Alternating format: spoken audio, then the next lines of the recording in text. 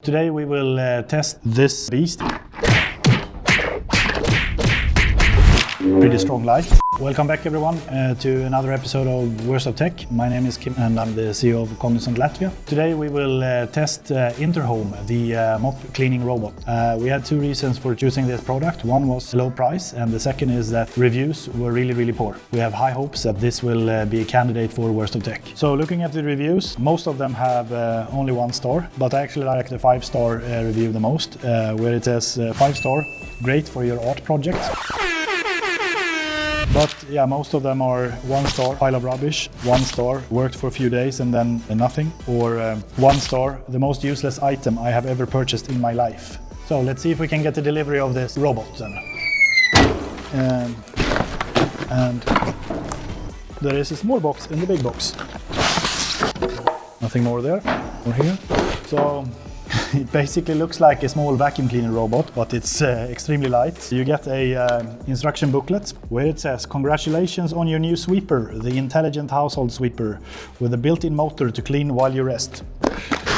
We have some cleaning pads or something, quite a lot of them. I have no idea how this should be mounted on the robot, but let's go ahead and see if we can get this thing to work. We'll start with the batteries. Battery is there. I don't know, maybe we should take one of these. And this is where you need your engineering degree in order to mount a cleaning pad on your robot. We have actually mounted everything that needs to be mounted. The only button on this beast is the on button here, and according to the instructions, if you put it on here, it will intelligently clean my home.